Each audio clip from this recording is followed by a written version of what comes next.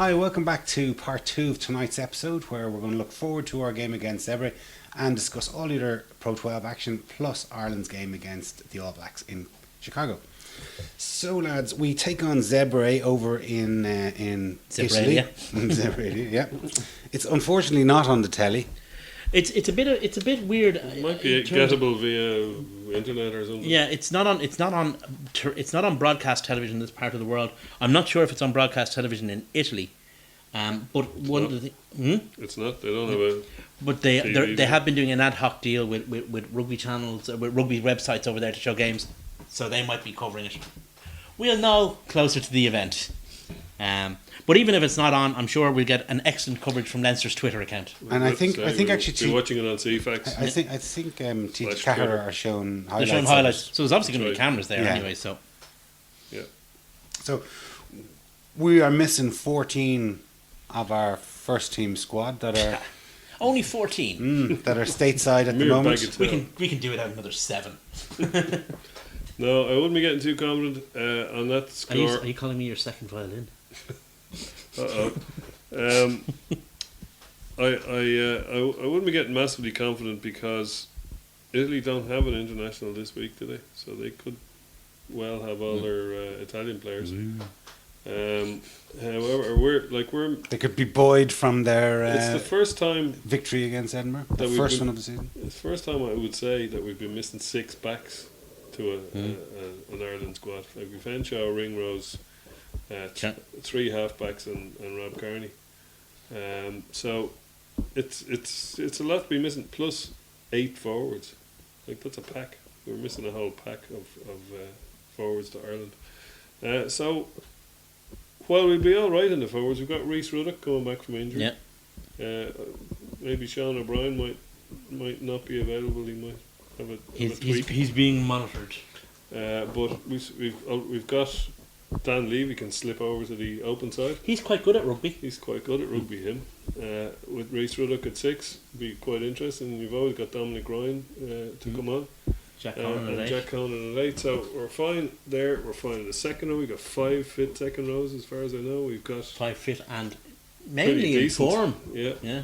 We've also got, even though we've lost a lot of front rowers, we've got at least 3 hookers. Yeah. We've got, and that's not counting McNulty in the academy. We've got Ross and Bent on the tight head, and we've got Dooley, Porter, and possibly Ed Byrne. And Ed Byrne on the loose head side. So you're predicting Zebre's second win of the season? I'm predicting that our pack is in good shape. However, when you get down to the backs, we had a fairly callow backline out last week. What did you see this week? I don't know. Cathal Marsh will get his. No, he won't. Cathal Marsh is out until at least Christmas. 6. Oh, is he? Oh, that's right. We've got Ross Byrne is the only 10 we've got. So either Noel Reid. Literally the only 10 on the books. Either Noel Reid or Eason Azua will be the backup 10. So that's it. I wonder if he plays at 10. Who knows? No. Who knows? I'd say start Ross Byrne. Unless there's some strangeness. Thank God we're not playing in Wales. Otherwise, could you imagine the whinging and bitching that you'd hear from them? especially when we beat them. Especially when we beat Cardiff in the Arms Park. We've lost 2 10s and a 9 to Ireland, so that leaves us fairly short at 9 too, because we've got Gibson Park we've Gibson Park and we've Nick McCarthy. We've Nick McCarthy. Good talent, like. So we'll be solid enough there, but it's when you get further out. It's. I mean, we've got numbers 20, 22 especially is going to be there's low cap counts, but if you've got Gibson Park and Noel Reid on either side of, we'll say, Ross Byrne, that's okay. That's not a bad thing. So the problem is outside Noel Reid. Yeah, well, I think there's going to be because your man Rory O'Loughlin is got a injured. knock, so that's even bigger problem. He'd be fine actually if we had him. Yeah. We're probably going to have to use a couple of the academy centres, the first year academy centres. I think there's 2 O'Briens in there. Yeah. Thank God it's not on telly. So I'd love watching those young guys. No, absolutely. I'd say one of them could be filling the 22 jersey, with either Isa or Noel Reid to move from 12. I'd say Noel Reid and Zane Kirshner play centre. We'll start at centre. I'd say we'd see the same back 3. Who are you going to play at full back then? If The same or back three. In the same again. Yeah. Yeah, that sounds like a plan, Ted. Mhm. We're And going then- for that. Just hope nobody gets ricked. It will be all hands on the deck, won't it? Well, the problem. I mean, 1 to 15, I think we're okay.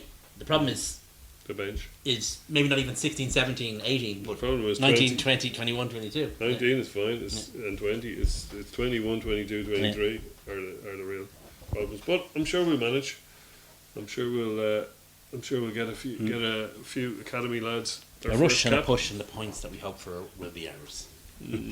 Well, we'll see what Zebre team turns up. Like I said, they don't have an international, but they could be resting the players the week before their first international. Conor O'Shea might have them all in camp and You see, making sure they're. there is an advantage to having a youngish team out there, because any complacency that may be felt about facing Zebre will be Well, that's true. removed by young players eager in their early careers to impress.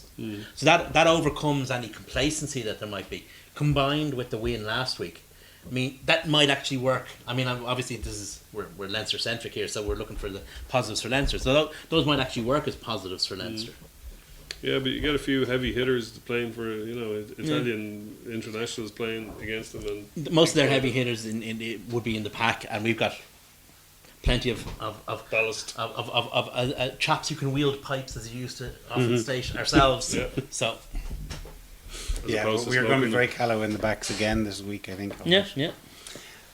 Good news for some of the young lads that were in the Leinster team the weekend. Like you've got Carberry, Luke McGrath, and Gary Ringrose got call-ups for the first time into the national team. And Carberry looks like he's going to sit on the bench in Chicago with Paddy Jackson. Ringrose might even start. He could well do, yeah.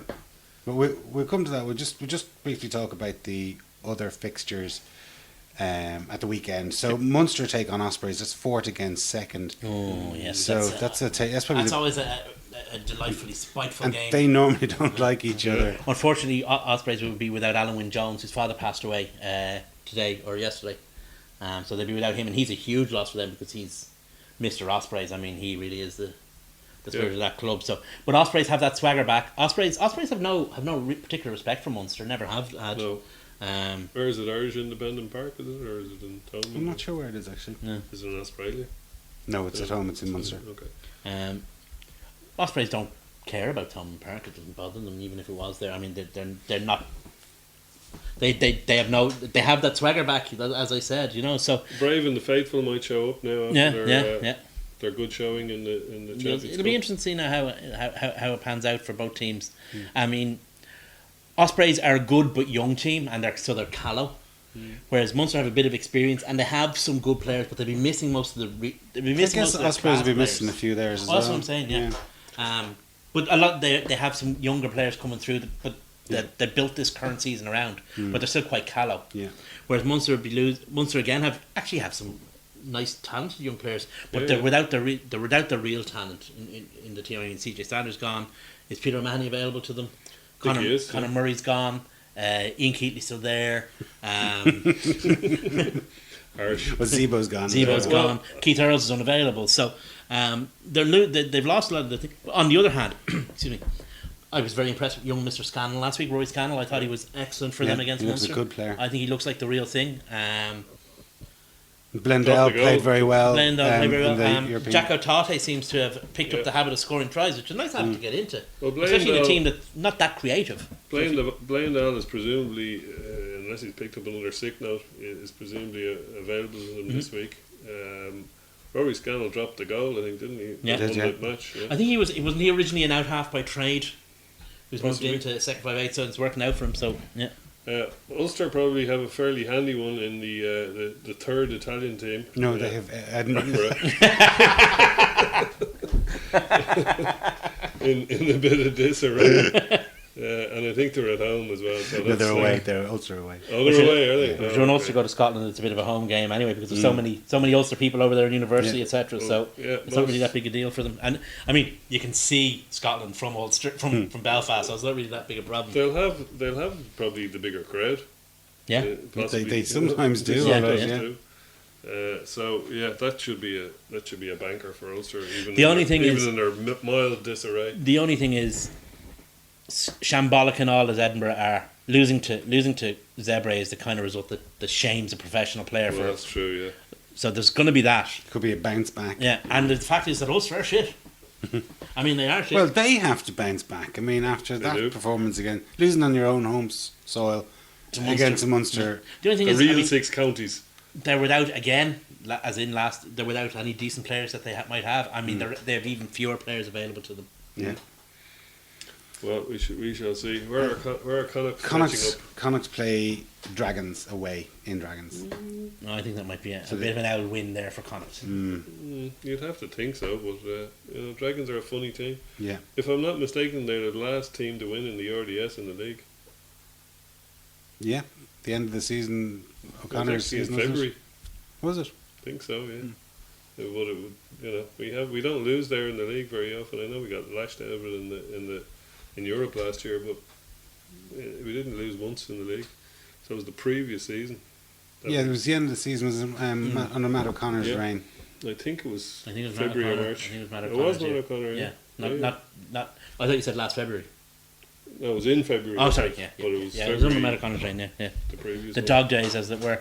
And Yeah, I don't. I mean, Connacht themselves would be very annoyed with how things panned out on Saturday. I mean, They will. they'll feel that was a bit of a reversion to the bad old days, and they'll want to nip that in the bud pretty damn quickly. Mhm. well, they need to get like fair to say that. they're 2 from 6 in the season. So well, in the Pro 12. So Yeah, far. they're not going. They're not having a. Well, they got off to a Bad poor start. start, Yeah, and and- they kind of recovered a little bit, but then They won all their games in October, but that was 2 of them were European games. So, but and then they had our game on. Yeah. Be interesting to see. I don't see Dragons having the wherewithal to put any sort of a hitch in the Connacht gallop. True enough. And I suppose the only other game is Scarlets Glasgow that is of note. Glasgow are in Scarlets, so yeah, You'd expect hopefully Scarlets could do us a favour and Well, you'd take expect points. Glasgow to win, but it'd be an enjoyable game to watch Yeah. because they're two teams. Go on. Glasgow traditionally, or Connacht, Scarlets traditionally have always played an open game. and they're a And bogey team for Glasgow Yeah. as well a little bit. they are a bit, yeah. No, that's right. And Glasgow are a nice team to watch. So that'd be if our game isn't on television, that'd be the one I'd be getting the beer and crisps for. That doesn't take much of an excuse to get you into beer and crisps, Dave. Be honest. Yeah, that's true enough. Anyway, turn our attention towards the Ireland's game in Soldier Field, which is a 61,000 sellout. Excellent. Obviously, we mentioned that Jackson didn't travel over, so there's a good chance and opportunity for Joey Carberry to pick up a little bit of game he'd certainly time, perhaps. strip, I'd say. He'd certainly strip. He might even get some. He might even. It depends on how Sexton goes. I mean, or how the game goes. Yeah. Indeed. You know, maybe if we're maybe either if we're 20 winning or points up losing- with a couple of minutes to go, Exactly. give it a run. You know, it's only the All Blacks. Well, Plus, maybe he speaks the lingo. that's it. Yeah, he would have spent his formative years over there, so it'll be a bit of a ideal team for him to play against. And it's his 21st birthday this month. What a present! Today, I think it is. Is it today? You'd hate the little bollocks, wouldn't What you? a super present! You for would your hate him, 21st. wouldn't you? You're Yeah. playing the All Blacks, mate. You know. Playing the All Blacks in Chicago for Ireland after a season like you little fuck. I think it's great. I hope he does well. And Gary Ringrose. I want to could- start the begrudgery bandwagon right now. could easily start, I think, as well.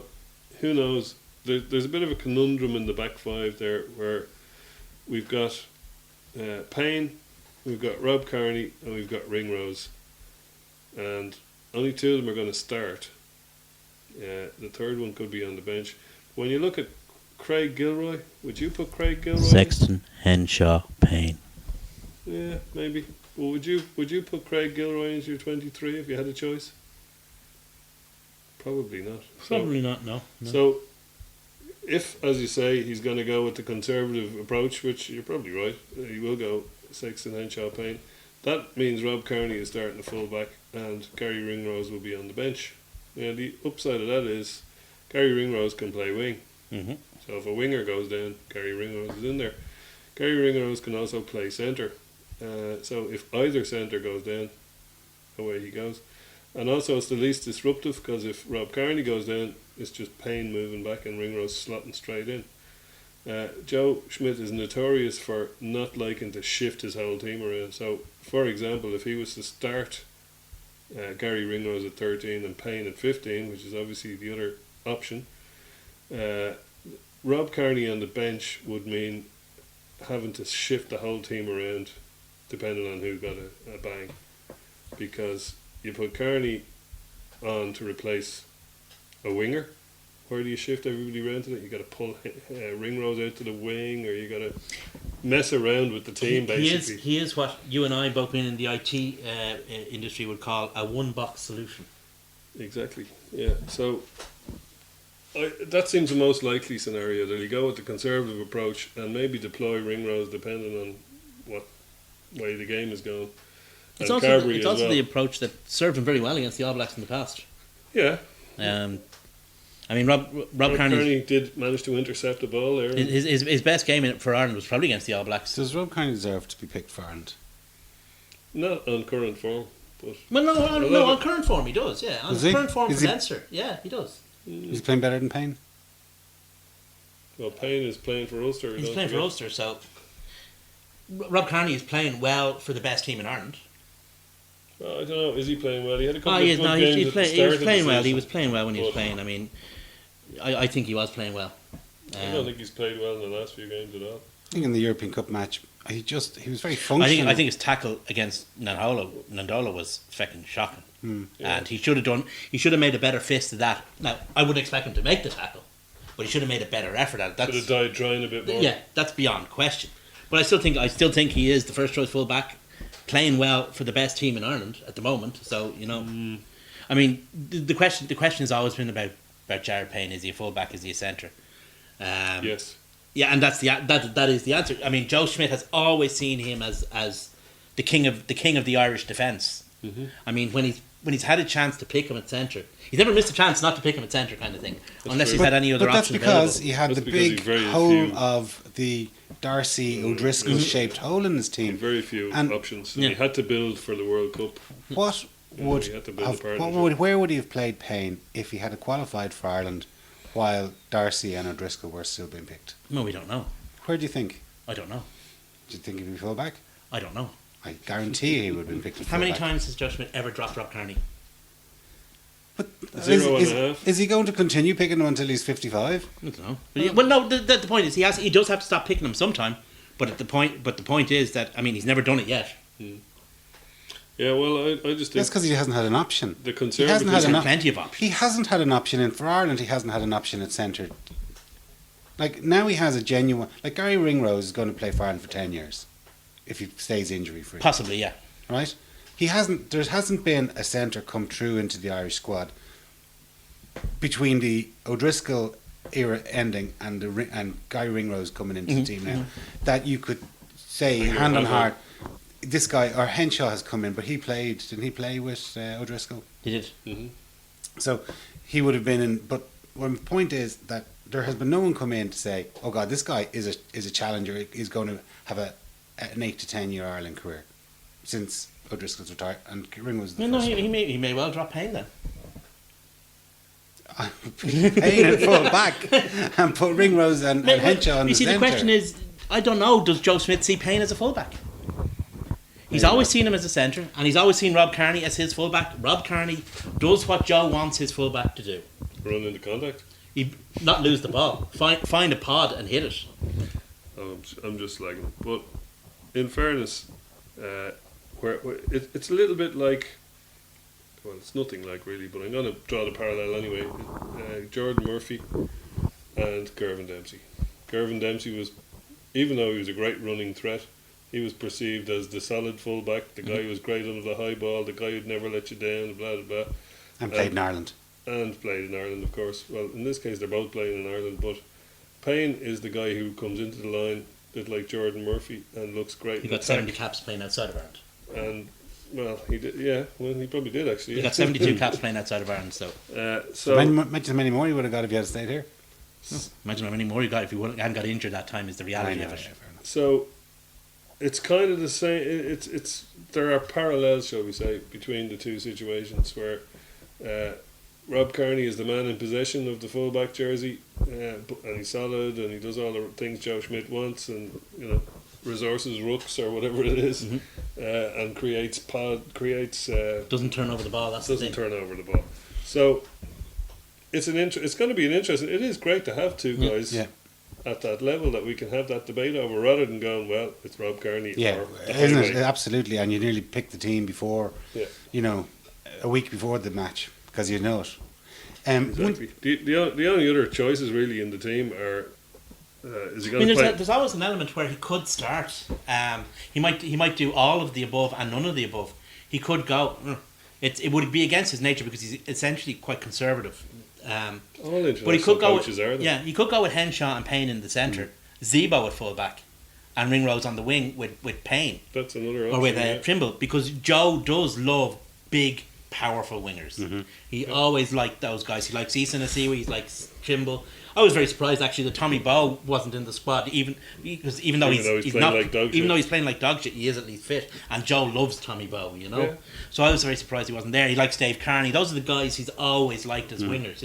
He gave Adam Byrne his first start, if you recall, when he was very, very callow, 18. because he was a big, powerful guy. Actually, he had him on the bench in Ulster when he was 18. I don't think he played. He played him the next week. Did he? Yeah. So I mean, Joe likes big, powerful guys on the wing. Funnily enough, if we had maybe not Andrew Trimble, but Andrew Trimble and Ringrose, he might decide to go with Ringrose on the wing because he might be the best option to stopping some of the Kiwi guys. You never know. Do you want Ziwi? Do you want one of the great? I mean, Zebo has been a changed player in the last 18 months, but he does tend to go chasing butterflies sometimes. He goes a bit asleep on occasion, yeah.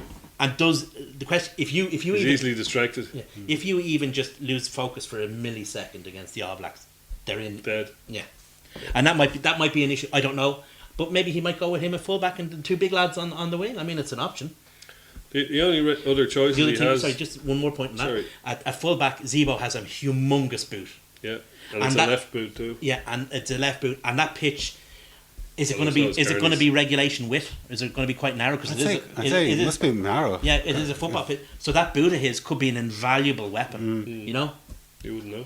Well, a narrow pitch might suit us against the All Blacks too. They won't allow them to outflank us too often, Yeah. which might be nice. Yeah, I was listening to some podcast during the week, and they were saying that when they did a review of the Ireland New Zealand match 3 years ago, that we kind of gave up possession for 3 minutes and 20 seconds, and now at the end of every training session, they go they play with the ball for 3 minutes and 20 seconds when they gave up the ball, and they train for 3 minutes and 40 seconds at the end of it session, to when hold they're on to the knackered. ball. Yeah. Exactly. Yeah. That's the key to the All Blacks game as well. That's what they do. Mm-hmm. Play under pressure and do their skills under pressure when they're knackered. Yeah. And that's Go on, say teacup. Say teacup. teacup. Thinking clearly under pressure. Oh, okay. Sorry. Thought it was something. Although I'll tell you, if any of You them thought it was teabagging, didn't you? if any of them were reading Joe Wildey's column in the Indo, they won't be using any psychological cliches at all. Good. He was very condemnatory of the sports psychologist and pop psychologist industry in general, Yeah, everything. and then the McNulty in specific. all these Really? things have Yeah. their place. Yeah. Now I don't know how much of that is just a typical Derry man hating a fella from Armagh, but anyway. Who cares? Yeah. Anyway, so the one thing that we're just going back to the selection. One thing that I kind of found quite strange during the summer in the South African tour was we'd won the first test, and then we played our second test in Ellis Park at altitude, and then we were going back down for the third test in Port Elizabeth, and we made some quite surprising changes in selection. Like we brought in 3 uncapped players into that match: Quinn Rue, Sean Reedy, and Tiernan O'Halloran. Yeah. And I'm just wondering if he's going to throw some sort of curveball in the match in the States, with the whole emphasis being on our game against the All Blacks in Dublin, in front of our own Irish crowd, regardless of how much money AIG pay for this. It's our own Irish crowd who are the patrons of the IRFU, who essentially fund it at every level, rather than this match is on air. Yeah. Like there's going to be about 3,500 people watching it. You see, the thing is, you can't say regardless of how much money AIG are paying it, because the only reason we're playing this game is because AIG are paying us a buttload of money to play it, right? That's How much would you say they're paying? Well, I know how much they're paying. They're paying 1.5 million. It was in the paper today. Okay, 1.5 million. And they're covering all the costs. But you know how much they're getting for the... Well, I presume Aer Lingus are paying for that, for some of it, because they made a big song and dance of bringing them over with videos, and they're one of their sponsors. But the point, and they're splitting the gate. But the point remains that the gate in the Aviva Stadium is going to be somewhere between 3 and 5 million for that match. So that match, and you got to pay the All Blacks a shitload though. You don't. They're on a schedule for this match. They still have to get their cut off the gate, same as we're getting our cut off the gate Okay, over it's there. like, so but AIG are paying. I mean, there's no big. We will make a lot of money from. Okay, sorry, let me rephrase. Put it this way. We're going to Hold make a on lot a of second. money from the game in the Aviva. Put it this way. We're going over to play to fulfill a fixture over in America. That's going to be very good for the American sponsors. Get some money off them. That's all well and good. Irish teams aren't expected to beat the All Blacks. We haven't ever done it except at women's level and under 20s in all of the matches that an Irish team have played in New Zealand. So we're not expected to win. But which will bring far more notoriety, beating New Zealand in Dublin or beating them in Chicago? I don't care if it's on. It doesn't matter. Well, it does matter. It does matter because there's going to be 50,000 people in the Aviva who are paying patrons who support rugby on a weekly basis in Ireland, rather than a bunch of people in America who won't know the rules, who are going on some sort of corporate junket or just taking advantage of, there's a rugby match on, I'll go and see that for the crack, and then there's a few thousand Irish people who live in the Chicago or the Illinois region that'll go to the game. And are you going to say that to Joe Schmidt's face? I would suggest that the money that comes from this game will more than make up for any. I mean, it's a stupid game to be playing in a stupid place to play it, and it's on a stupid television channel, right? Well, I'll go with your third answer. But it's a big bag of cash. I mean, I mean, we're constantly complaining about how can we keep up with the French, how can we keep up with the English? They're moving ahead of us with all the money. And this is how you do it. I mean, you play A fourth international. You play a fourth international for big bucks. That some corporate. I mean, basically, you take the money off the dresser and you get out of the room. That's what you do. That's what we're doing. I mean, that's it. Yes, it'll be fantastic if we could beat them in the Aviva Stadium, and it may well mean more in the long run. But I don't care. I just want to beat the All Blacks. I don't care either. I mean, are you saying that if we're, No. 5 points Of ahead course I'm not. into the last few Of minutes, course I'm not Joe Smith's saying gonna that. go, it's John- all right, lads, we'll beat them in 2 John, weeks. don't be I told facetious. the Lord, lads, don't That's come been over. That's been absolutely facetious. That's not what I'm saying in the slightest. But what I'm saying is that you talk about Joe Schmidt being traditional and sticking to big wingers and never dropping Rob Garney and blah, blah, blah. The fact remains that when we went to South Africa in the summer, we won our first test. We made a load of changes in the second selection with the sole intention of keeping our big guns fit and ready for the third match. We have 4 internationals. How did that work out? We should have won. We should have won the second test. You should have won against New Zealand 2 years ago. We wouldn't be having this conversation at Shoulda, all. woulda, coulda. I agree with you.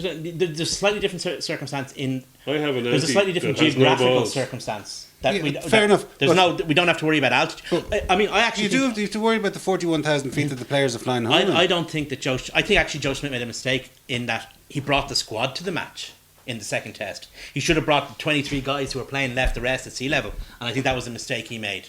But anyway, because obviously bringing them up and then bringing them down. But anyway, look, at the end of the day, all we can operate on is the fact that he's picked his strongest squad to go over here, the strongest squad available to him to go over here. I think he has begun to make those changes. I think that the omission of Mike Ross is significant.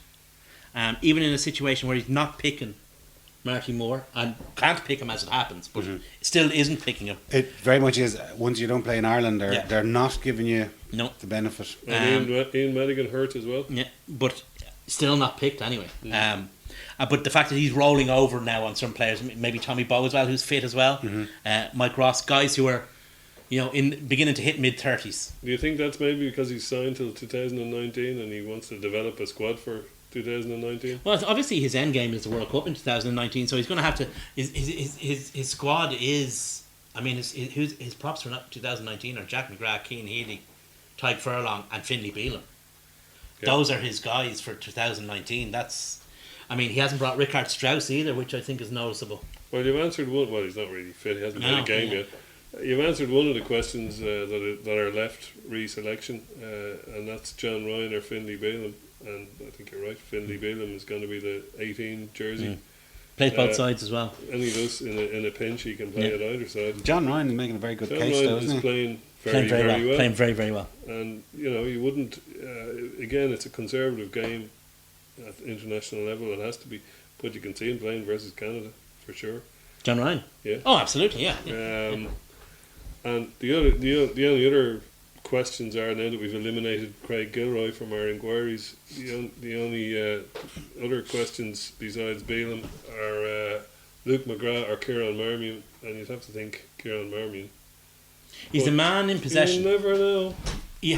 But he didn't cover himself in glory with that tackle, for example, on Barry Daly. No. He hasn't been playing particularly He's well not good for Connacht. The best scrum half in Connacht has actually been Quayle and Blade. Yeah, exactly. But you so- might say the same in Leinster. There's a better scrum half. Well, I think there He's is. not eligible though. I know that. There's I'm just saying. there's a scrum half that I think better suits the Leinster. I don't think he's. I mean, Luke McGrath is playing really well. I'm not sure if he's entirely the best scrum half for Leinster, but he's playing really well for Leinster. So, But would you fancy him starting against the All Blacks? Starting? God, no. If Murray slipped in the shower? no, well, that's it, you see. The only thing is, Marion and Murray are fairly similar, aren't they? In what way? In style. I think they're both fairly similar style. They're kind of that modern style of scrum half. One of them looks like Mike Phillips, and the other one doesn't. Yeah, well, It apart from speaks with the same accent. speaks the same accent. One of them sounds like Mike Phillips. That's what it is. Yeah. If I they could think just there was a parallel ventriloquist, there. one could speak and the other one. I like Marmion as a player. Hasn't been playing well this year though. No. He's I mean, to a certain extent, we are. I'd There be is shocked though if Luke McGrath is on the bench against the All Blacks. Yeah, the retirement of Owen Redden did leave a big hole in that squad behind Conor Murray. You know, but Conor Murray's resilient. He'll have to be.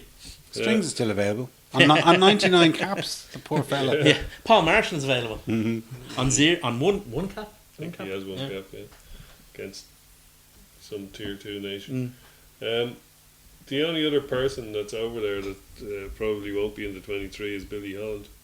Now, he's an interesting guy, right?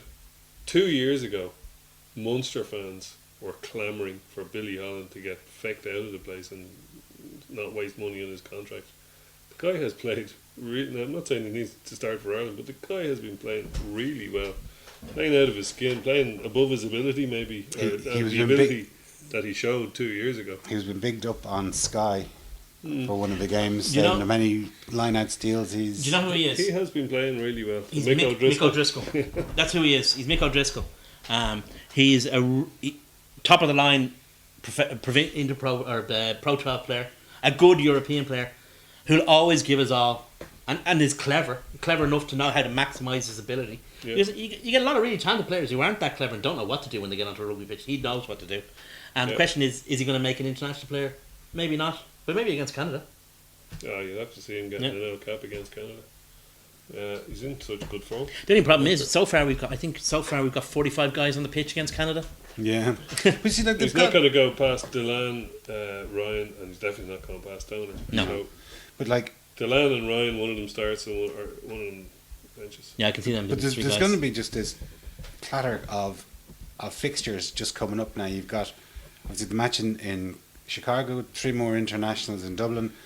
Then you're pretty much into Euro Rugby again at Christmas. Interpros. Euro Rugby, and then internationals again. Yeah, so like they've got to manage these guys. So you.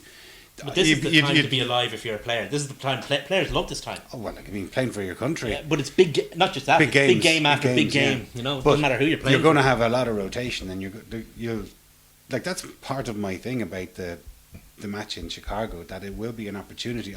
It's not going to be like the Canada game where there's going to be, a pretty much different 15 entirely than the one that'll play the last match against New Zealand. But I still think there's going to be it'll be somewhat of an experimental team, and then for the 2 matches against Australia and New Zealand, it'll be pretty much the first 15. Oh yeah. And then, just because you can't expect, say, Johnny Sexton to play all 4 of those games.